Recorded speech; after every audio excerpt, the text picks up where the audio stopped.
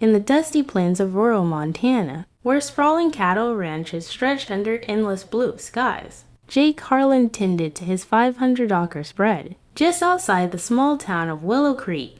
At 42, Jake was a widower, his wife taken by cancer 5 years earlier, leaving him with no children and a quiet life of mending fences, branding calves, and long evenings on the porch with a beer and his low border collie, Max. He was a rugged man, tall and broad-shouldered from years of hard labor, with calloused hands and a face weathered by sun and wind. Folks in town respected him. He was honest, kept to himself, and helped out when neighbors needed a hand. Willow Creek Sheriff Tom Riley was the law in these parts, elected for his no-nonsense attitude and a firm grip on keeping the peace in a county where bar fights and cattle rustling were the biggest crimes. Tom was in his mid-50s, with a stern jaw and a badge that gleamed on his chest. His wife, Elena, was a striking woman in her late 30s, with dark hair that fell in waves and eyes that held a quiet sadness. They had married young,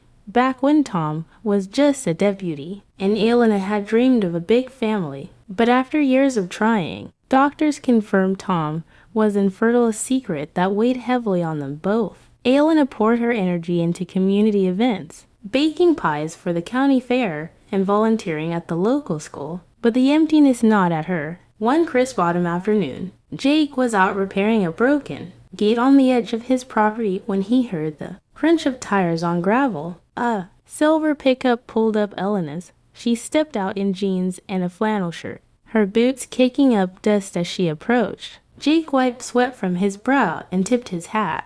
"Afternoon, Mrs. Riley," he said politely. "What brings you out this way?" "Sheriff needs something." Elena hesitated, her cheeks flushing under the wide brim of the Montana sky. She glanced around, ensuring no ranch hands were nearby. "Jake, I need to talk to you, privately." Puzzled, Jake led her to the old barn, where hay bales offered makeshift seats. The air smelled of leather and earth. Elena sat, twisting her hands in her lap. "It's about Tom and me," she began, her voice barely above a whisper. "We've been trying for a child for years. Doctors say it's impossible for Tom. He can't father one." Jake shifted uncomfortably, staring at the ground. This was personal territory, far beyond neighborly chat. "I'm sorry to hear that, ma'am." "That's tough." Elena's eyes met his, fierce and desperate. "Jake, I want a child, more than anything. I've watched you these years strong, kind,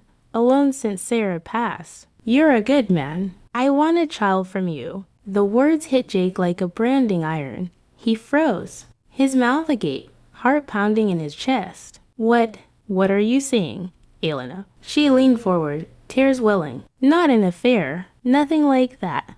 Just ... wants to give me a baby." "Tom knows," he agreed. "He wants this for me, for us. We'd raise it as ours. No one would ever know. You're healthy, from good stock. Please, Jake, it's my only chance." Jake stood abruptly, pacing the barn floor. Shock coursed through him. Tom Riley, the sheriff, the man who enforced the law with an iron fist, consenting to this. In a small town like Willow Creek, rumors spread faster than wildfire. If word got out, it could ruin them all. Scandal, judgment from the church folks, whispers at the feed store, and Jake. He'd be the home wrecker, even if it wasn't cheating in the traditional sense. "Elena, I can't believe you're asking this," he stammered, his face burning. "Tom's my friend. We've shared beers after roundups.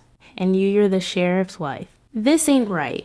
What about adoption? Or those fertility clinics in Billings?" "We tried," she said softly, standing to face him. "Adoption lists are long, and with Tom's job, background checks. It's complicated.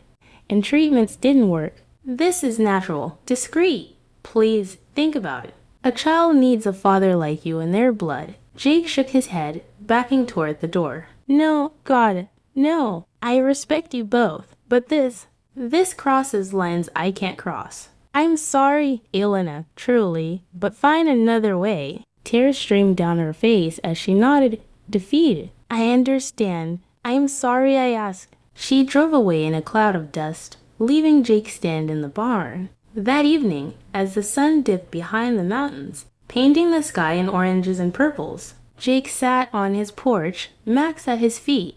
He cracked open a beer, but couldn't drink it. The plea echoed in his mind, the desperation in her voice, the shocking proposal from the sheriff's wife herself. Days turned to weeks. Elena never returned, and at the next town barbecue, she and Tom acted normal, greeting Jake with smiles that didn't reach their eyes. Jake kept the secret, burying it deep like a bad memory. But it changed things. He started attending church more, volunteering to mentor kids at the local 4-H club. And one spring, when a young couple in town faced hardship, Jake quietly helped them through a rough patch. Years later, word spread that the Rileys had adopted a baby boy from out of state. A quiet process. No questions asked. Elena doted on him fiercely, and Tom seemed prouder than ever in his badge. Jake watched from afar, wondering if they'd found peace another way. He never told a soul about that afternoon in the barn, in the vast Montana wilderness. Some pleas were best left unanswered, buried under layers of silence and the endless rhythm of ranch life.